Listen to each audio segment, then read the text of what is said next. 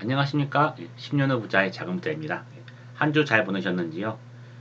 8월도 거의 끝나가는데 이번 주도 어김없이 한 주간의 매수매도 주식 방송 올리고 있고요. 재밌게 봐주셨으면 좋겠습니다. 그러면 바로 시작을 해보도록 하겠습니다. 이번 주에 가장 중요한 이벤트는 누가 뭐라고 해도 저희 금요일 저녁이랑 토요일 아침까지죠. 이제 8월 23일 저녁부터 8월 24일 아침까지 해서 있었던 잭슨홀 미팅의 파월 발언이었을 겁니다. 이 파월이 참 대단한 사람 같은 게, 야, 이런 미팅에서 어떤 발언을 할까 했는데, 정확한 시그널로 이제 시장을 안심시켜 주었습니다. Time has come.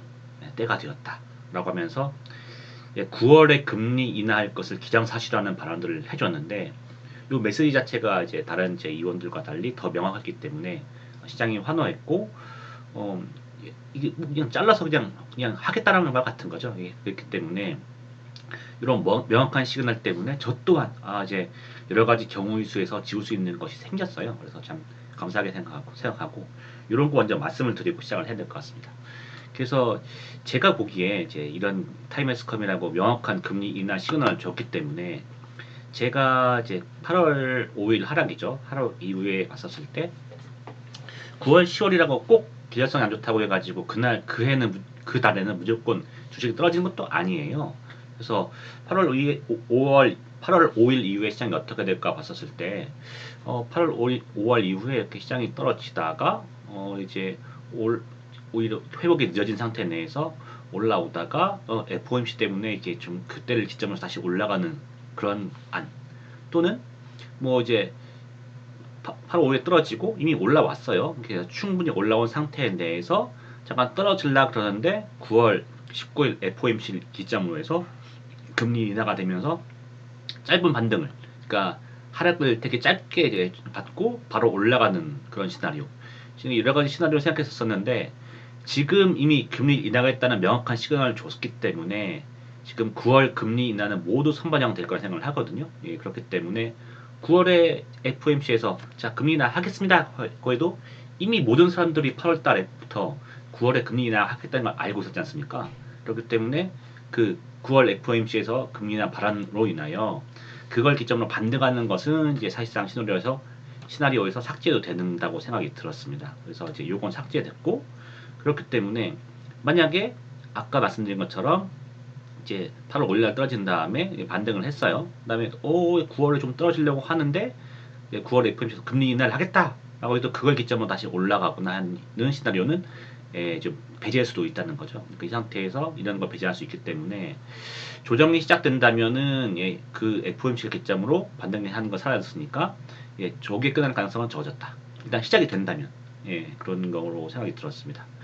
그리고 이미 금리 인하된다는 것은 반영이 되어 있기 때문에 9월 달에 이슈 중에서 야 9월에 정말로 금리 인하 할까? 이런 것이 논점이 되는 것이 아니고 그렇게 되면은 금리 인하가 이제 중요 이슈가 아닌 거니까 대선만이 주요 이슈가 되는 거지 않습니까? 그래서 주요 이슈를 차지하면서 이것 때문에 변동성이 심해질 수 있을 것 같다. 그래서 결론적으로는 9월, 10월 조정 가능성이 높아졌다고 저는 생각을 하고 있습니다.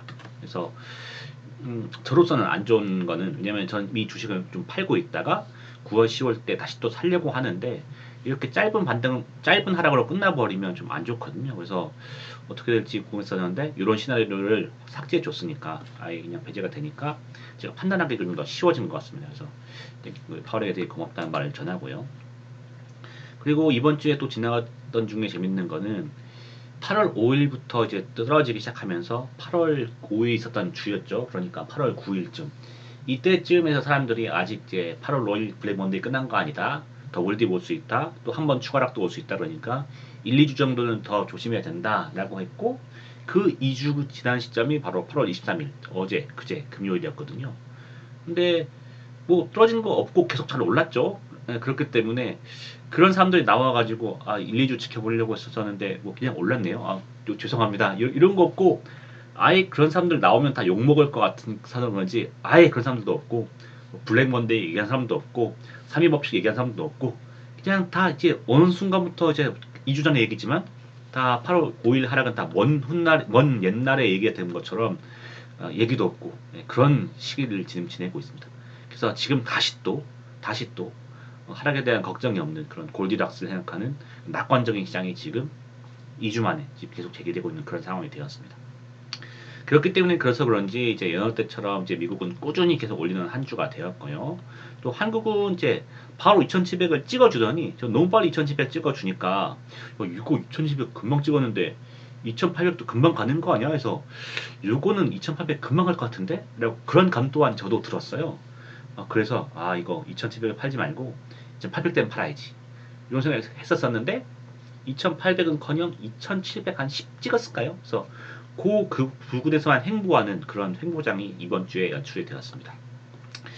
역시 이제 그 감이 있는데 이제 이 감을 일반 투자자들이 감을 생각해서 반대로 베팅하고 있는 세력이 있는지 모르겠지만 어쨌든 국장은 감이 잘 통하지 않는 시장이라는 거 다시 한번 느끼는 그런 한 주였습니다.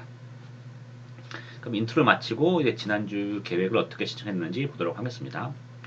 지난주에는 제가 이제 지난주 향후 계획의 캐치 프라이즈 이렇게 잡았었어요. 파티에서 너무 빨리 나와도 안 되지만 끝까지 남아있어서도 안 된다. 파티는 여전히 진행 중인데 보시면 여기서 강한 회복이 상승이 어디까지 올라갈 수 없다. 이 또 한 번 또 이제 불 붙어서 올라가면 그 끝을 모르거든요. 그래서 계속 올라가니까 괜히 올라가는 초입에서 팔아버려가지고 나머지 올라가는 거에 대한 수익 향유를 못하면 이게 또 가슴 아프거든요. 이게 좀 버티기도 힘듭니다. 힘들으니까 너무 빨리 파는 과오를 범하지 말자. 이렇게 해서 조금씩 팔자고 생각하고 있었는데 이렇게 조금씩 팔고 있고요. 그래서 이번 주에는 상승지수 ETF 한 8% 정도 더 판 것 같습니다. 그리고 그럼에도 불구하고 이런 상승에도 불구하고 대가들은 열심히 지금 주식을 팔고 있거든요. 그래서 제가 또 하나 또 동영상 올리려고 하는데 어찌되었든 이런 대가들의 이제 주식 정리 그리고 팔고 있는 그런 정보들을 중요시 여기게 되기 때문에 이런 분들은 이미 파티에서 막 과음하지 않고 좀 이제 파티에서 끝나면 나갈 준비를 하고 있다. 이런 분들의 대가들인데 이런 분들 이렇게 준비하는 것 보니 나도 파티에서 너무 즐기지 말고 기회를 열어두고 이분이 어떻게 행동하는지를 잘 봐야겠다. 그래서 이제 파트를 즐기되 뭐 여전히 심취하지 않으려고 노력한 그런 한 주였습니다. 그리고 이렇게 하기 때문에 뭐 미국이야 뭐 조정 짧아서 짧더라도 이제 결국 또 올릴 거기 때문에 미국이야 못 팔고 넘어가도 상관없어요. 좀만 버티면 조정 끝나고 다시 또 올라갈 것 같으니까. 그런데 한국은 좀 다르죠. 한국 같은 경우에는 떨어질 때 더 떨어지고 바닥 찍고 다시 올라가기 때문에 그러면 못 판 게 좀 아쉬울 수 있으니까 한국 상승지수 ETF는 엔간하면 팔고 나오려고 하고 있습니다. 그래서 이 타이밍 재는 걸 좀 신경 써서 보고 있는 그런 한 주였습니다. 그리고 한국의 매수 매도 주시군요. 이번 주는 이제 8월 5일 하락부터 시작해서 올라간 지 한 2주 정도 지난 시점이라서 이미 코스피 2700이면은 평상시의 모습, 약간 높을 때도 있지만 그냥 평상시에 그냥 지수까지 올라왔다고 보거든요. 그렇기 때문에 요 지점에서 많이 살 필요는 없을 것 같고 툭툭 떨어지는 주식들만 이제 살려고 했었는데 이번 주는 그렇게 툭툭 떨어지는 주식들이 없었어요. 그래서 뭐 해외 엔터주, 화장품주 조금씩 사기만 했는데 많이 사진 못했고 근데 보니까 이번 주에는 CGV가 많이 올랐습니다. CGV가 CGV 제가 이건 또 따로 이제 영상을 찍어서 이제 종목 중심으로 된 동영상을 올리려고 하는데 여기서 잠깐 말씀드리면 유상증자 때문에 이제 요거 많이 피해를 보셨고 이게 그거에 대한 이슈 때문에 떨어진 이후에 작년부터 주가 회복을 못했었거든요. 저는 이번 2분기 때 분명 실적이 잘 나올 거니까 실적 잘 나올 거니까 이때 좀 단기로 좀 투자를 하기 위해서 좀 더 매수를 했던 상황인 거고 이 2분기 실적 때문인지 아니면 무슨 버핏이 몰타뷰티 사가지고 화장품 주가도 하다 보니까 CJ가 가지고 있는 CGV도 올랐다는 얘기도 있고 이럴 수도 있는 뭐 어떤 경우이든 모르겠지만은 어쨌든 CGV도 많이 올라주고 있고 잘 올라가고 있어요. 그래서 단기적으로 팔려고 했던 그 매도만큼은 팔고 그리고 가지고 있던 물량도 팔아가지고 계속 수익을 실현하고 있는 그런 상황이었습니다. 그래서 이번 주는 CGV가 있고 좋네요. 그리고 엔터주랑 화장품주, 조선주, 삼성전자주는 매일 이제 보면서 가격이 많이 떨어지진 않는지 떨어지면 살려고 이렇게 좀 지켜보고 있고요.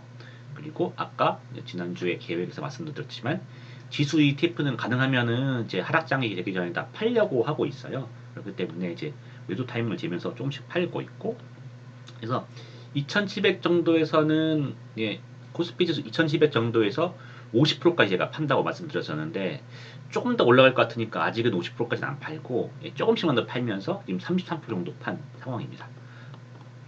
그리고 미국 달러 이머스 다 정리를 해버렸고 그리고 원래는 너무 빨리 오르니까 이 기서에서는 이제 인버스를 태우지 않으려고 했었는데 올라가지 않은 상태에서 시간이 가고 이제 9월이 다가오고 있으니까 9월 중순까지 가서 코스닥 인버스 코스닥 153물 지수가 1350을 돌파해서 1400 이상까지 간다고 하면은 요때는 좀 매수할 의향이 좀 있어요. 요건 좀 다음 장에 사실 또 말씀을 드리겠습니다.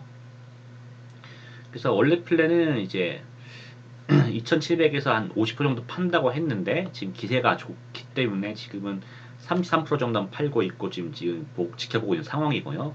여전히 지난주와 마찬가지로 예, 오후장 중심으로 해가지고 분위기를 봐서 예, 추가 매도해가지고 예, 큰 상승이 나오면 적극 매도해가지고 가능한 한 이제 이 상승지수 ETF는 다 털려고 하고 있습니다. 그리고 반면에 인버스는 예, 꼭 살려고 생각하지 않고 그냥 남는 여윳돈 내에서 이거 지금 이제 상승하면서 이제 주식들을 팔다 보니까 좀 어느 정도 여유 자금이 생겼는데 살려다 보니까 뭐 화장품도 비싸졌고 뭐 엔터주도 비싸졌고 삼성전자 뭐 다 비싸. 그래서 사기 좀 애매하다.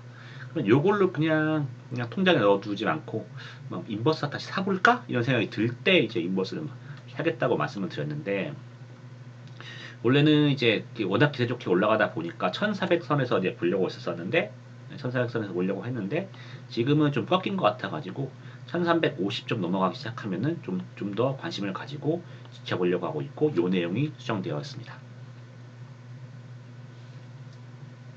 그리고 미국, 홍콩, 일본 해외 주식인데요.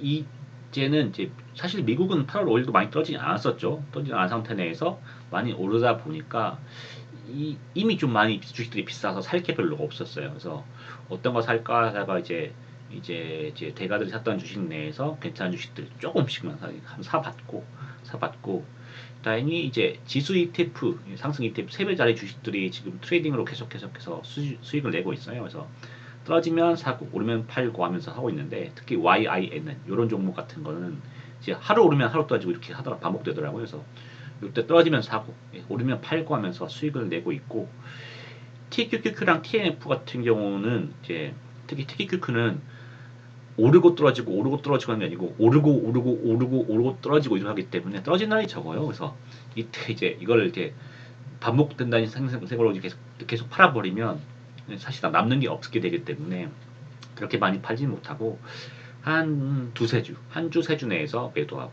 다시 떨어지면 한두 주 정도 하고 해가지고 매도량은 좀 많지 않게 해가지고 가격적으로 좀 길게 끌고 가려고 하고 있습니다. 왜냐면은 한국과 달리 예, 조정이 온다고 하더라도 좀만 버티면 올라올 수 있는 주식들이 미국이라고 생각하기 때문에 굳이 이제 무리하게 이제 이번 상승 장대에서 다 끝낼 생각은 하지 않고 뭐 되면 팔고 아니면 뭐 못 팔게 되면은 뭐 들고 가고 이런 마인드로 운영을 하고 있는 상황입니다. 그리고 이제 미국 주식이랑 일본 주식은 살만큼 샀고 이제 만약에 9월에도 기회가 된다면은 저는 텐센트 좀 더 사고 싶어요. 텐센트랑 알리바바는 좀 더 오를 것 같은데 알리바바님이 80달러까지 올라와서 지금 좀 더 또 많이 샀기 때문에 사람이 그렇고 텐센트는 제가 그렇게 많이 들고 있지 않거든요. 이제 지금 한 400만 원 정도 배초니까는 요거는 좀 더 가져가고 싶은데 이번에 8월 5일 조정 때도 바로 지켜봤거든요. 이렇게 주식이 확 떨어지기 때문에 텐센트 또 떨어졌나 봤는데 안 떨어지더라고요. 그래서 못 사는데 혹시나 9월 때 좀 더 떨어지게 된다면 요것도 좀 추가 매수해서 홍콩 주식 지분도 좀 늘리려고 준비를 하고 있습니다. 그리고 마지막으로 이제 수익 공개죠. 수익 공개입니다. 이제 이번 주에는 제가 이제 돈을 좀 더 많이 벌 수 있을 줄 알았어요. 그래서 이번 주말 돼가지고 얼마 벌었는지 금액을 계산해 보는데, 이거 어떻게 된 거지? 200만 원이 또 줄었더라고요. 그래서 생각해 봤더니, 왜 이렇게 줄었을까? 한국 주식은 이렇게 벌었는데, 생각해 봤더니, 환 손실. 이렇게 환이 1350원, 60원 가다가 1330원까지 떨어졌지 않습니까?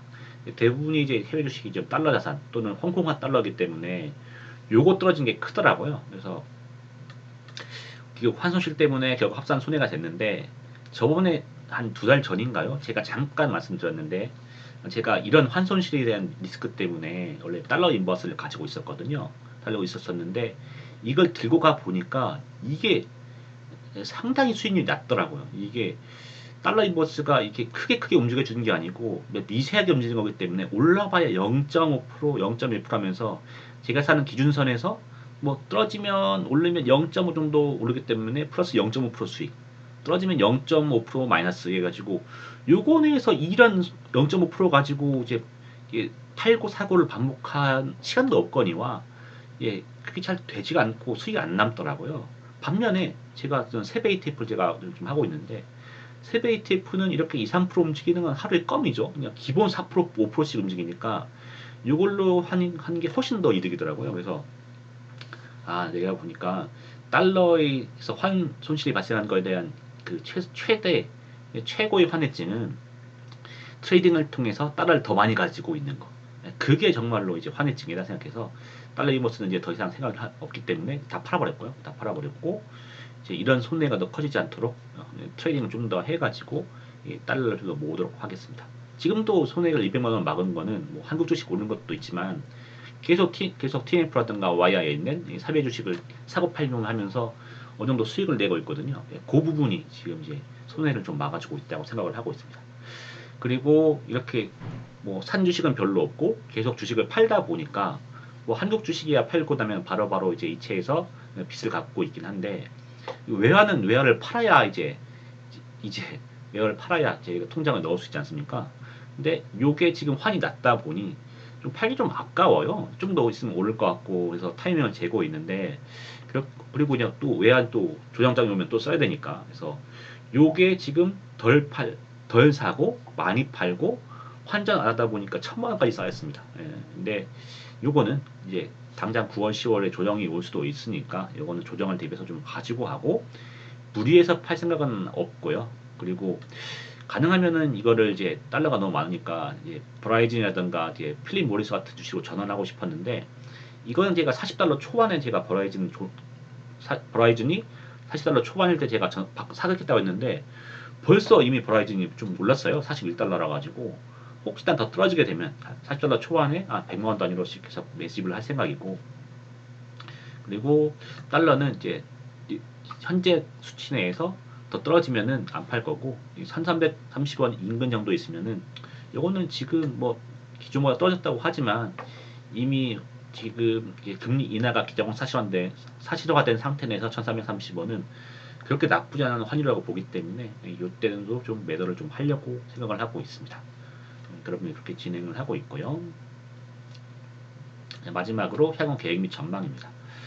이번 주에는 한 주를 더 추가했어요. 지난주와 똑같이 이어지고 있기 때문에 파티를 즐기되 끝까지 남아있지 말자라고 하지만 또 하나 더 붙이고 싶은 거는 금리 인하 시기에 돌입이 된 게 기정사실화된 거지 않습니까? 타임레스컴으로 금리 낮추겠다는 것을 이미 밝혔으니까. 그러면 요 달라진 시대에 대해서 이제 얘기들이 많이 나올 겁니다. 많이 나올 때, 이제 금리가 떨어진다. 그러면 어떤 섹터가 유망하고 이런 시기에는 뭘 사야 될까? 이런 얘기가 나왔을 건데 이미 이거에 대해서 사람들이 준비한 사람이 있기 때문에 지금부터 준비한 건 이미 늦었다고 봐야겠지만 그래서 어떻게 달라지고 있는 건 지금 보고 있어야 되는 거니까 이 같이 고민하는 건 좋은 것 같아가지고 이거 좀 공부하지 않은 내용도 추가했습니다. 그래서 이거는 지난주와 변함이 없이 상승장 내에서 상승지수 ETF는 팔고 나올 계획으로 계속 지수가 어느 정도 같이 가는지 지켜볼 거고요. 그리고 말씀드렸듯이 이제 변화된 시기에 대해서 각각의 섹터 종목에서 좀 생각을 해보자 이러는데 뭐 이제 기사 같은 걸 보면 뭐 에너지, 금, 기술주, 소형주, 비트코인, 부동산, 은행주라는데 사실상 거의 대부분인 거죠. 근데 왜냐면은 금리 인하가 되면은 그때부터 경기가 좋아질 거라 기대하니까 경기 좋아지면은 뭐 어떤 주식이 좋아요 하면 전부 모든 주식이 다 좋지 않습니까? 그래서 사실상 거의 다 포함된 건데 이런 주식들 좋아지나라고 보면 사실상 이것도 다 가격이 다 높아요. 미국 같은 경우에는. 그래서 그러면은 이건 말고 미국은 어차피 경기 좋아지면 다 오르니까 콕 집어서 어떤 주식이 더 좋다고 말하기엔 그렇고 이런 테마는 오히려 다음 이런 시기에는 이런 주식이 오른대 라는 테마를 가지고 국장에서 사람들이 이제 우르르 몰릴 수 있는 그런 주식들. 그러니까 국장은 이제 테마의 주에 영향을 많이 받기 때문에 국장에서 이제 중요한 부분일 것이고 이렇기 때문에 이런 테마를 가지고 있어서 사람들이 이렇게 우르르 몰 수 있는 그런 테마가 있고, 그다음 저평가되고 건실하고 테마까지 걸리는 좋은 주식은 과연 무엇일까? 미리 알아두고 사두면 이게 오를 수 있으니까 이런 거 좀 고민해 보자는 생각을 하고 있습니다. 그래서 덧붙여서 이런 거에 대한 생각을 한 것을 어떻게 생각하고 있는지까지 좀 말씀드리고 끝내려고 하는데요. 저는 이렇게 생각해요. 그러니까는 사실상 금리 인하의 시기에서 가까운 섹터에 대해서는 이미 한 3, 4개월 전부터 사람들이 투자를 다 끝났을 거예요. 3, 4개월이 뭐예요? 이미 작년 12월에 올해는 3번 내겠다는 얘기를 했었기 때문에 그때부터도 이미 준비한 사람들 다 준비했을 거고, 네, 했을 거겠죠. 그러면은 저는 여기서 한 발 나아가서 저는 어떻게 생각하냐면은 음, 지금 금리 인하하는 거는 인플레이션을 완벽히 잡았기 때문이 아니고 인플레이션이 어느 정도는 잡히고 있는 것 같고 크게 문제될 것 같지 않으니 그 높은 고금리로 인해서 이제까지 문제였던 고용, 그러니까 경기 문제를 해결하기 위해서 요건 인플레이션 문제는 잠깐 놔두고 요 고용 문제, 경기 문제에 좀 더 집중하겠다는 뜻으로 보이거든요. 그럼 사실상 인플레가 아예 끝난 게 아니니까 여기 고용에 집중하고 금리를 낮추고 덧붙여 트럼프가 되면 관세를 크게 높이겠다고 하지 않습니까? 요거 인플레의 쥐약인 건데 또 낮은 금리 낮은 세금도 안 좋은 건데 이렇게 요 문제에 집중하고 금리를 낮추다 보면은 다시 인플레에 대한 문제가 불거질 거라 생각을 합니다. 그래서 이거 올라가기 시작하면 실제로 인플레가 발생하지 않더라도 야 인플레가 다시 움직이는 것 같은데 하면서 물가 지수의 변동에 사람들이 많이 관심을 가지게 되고 그렇게 되면은 인플레이션 관련주도 다시 움직일 거라 생각을 해요. 그러면은 제 생각에는 금리 인하의 수혜주이면서 인플레이션에도 수혜를 받을 수 있는 그 주식들이 괜찮을 것 같은데 금리 인하에도 좋고 인플레이션에도 좋은 주식들은 에너지금인 것 같아요. 에너지금. 그래서 에너지금은 원래부터 좋아했고 작년에서도 또 살려고 했었거든요. 근데 작년에 할 때 침체가 오면 떨어지는 게 에너지금이니까 특히 에너지 떨어지니까 뭐 침체는 올 것 같으니까 침체 오면 사지 뭐 해가지고 기다리고 있었습니다. 그래서 기다리고 있었는데 미국이 사실상 거의 침체 없이 지금 이제 금리 동결기를 끝낸 상황이지 않습니까? 그래가지고 사질 못했어요. 사질 못해서 많이 못 샀습니다. 아니 많이 못 산 게 아니라 못 샀어요. 못 샀는데 그래도 기회는 있을 수 있으니까 이제 변화하는 시기에 한 번 더 에너지랑 금이 흔들려주면 에너지는 좀 많이 사고 싶고요. 그래서 지금 옥시덴탈도 좀 모으고 있는데 옥시덴탈도 더 많이 떨어지면 더 많이 모으고 옥시덴탈뿐만 아니라 뭐 차이나 페트로차이나라던가 뭐 신누크라던가 아니면은 우리나라 치면 SO이라던가 이런 에너지도 좀 더 모으고 싶고 기다려보고 있는 상황입니다. 그리고 원자재는 지금 좀 말하기가 좀 애매한 것이 원자재는 이제 인플레이션이 와야 오르는데 아직은 이제 금리 인하 시기 초입이 이제 시작되는 그 시기인데 금리 인하되고 인플레가 발생한 걸 생각해서 벌써부터 사고 하는 거는 조금 좀 이르지 않은가라는 감이 좀 있어요. 그런데 그러면 그 이른다고 생각하지만 그 기다리는 기간 동안에도 배당을 많이 준다고 하면 사두고 배당 받고 있으면 되는 거니까 좀 편하게 기다릴 수 있지 않습니까? 그래서 상승할 때까지 시간을 버틸 수 있게 배당을 많이 주는 주식이면 원자재 주식 지금 산 것도 좋아. 그래서 제가 산 게 지금 발레를 지금 모아놓은 상태입니다. 좀 더 모으고 싶은데 이제 이건 아직 기회가 안 됐고 좀 더 기회가 된다면은 좀 더 추가 매수를 하려고 하고 있습니다.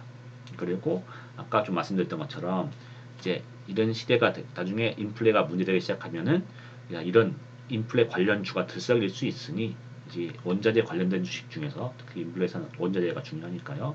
중에서 저평가되고 우량하고 배당도 괜찮아져가지고 오르는 기간까지 시간을 버틸 수 있으면서 테마까지 걸려있는 주식들 이런 것이 어떤 게 있나 좀 알려보려고 하고 있습니다. 이렇게 저는 이제 준비를 하고 있는 상황입니다. 그러면 말씀은 다 드렸고 제가 제 생각이라던가 이런 것들이 여러분의 투자 아이디어에 도움이 되길 바라고 있습니다. 재밌게 보셨으면 이제 구독과 좋아요 눌러주시면 초보 유튜버에게 많은 도움이 되겠습니다. 저는 이제 한 주간의 매수 주식 말고도 다른 여러 가지 섹터를 준비했고 지금 진행을 하고 있거든요. 그것을 통해서 인사드리고 자꾸 얼굴 뵈시도록 하겠습니다. 그러면 한 주 즐겁게 지내시고요. 다음 주에 또 인사드리도록 하겠습니다. 감사합니다.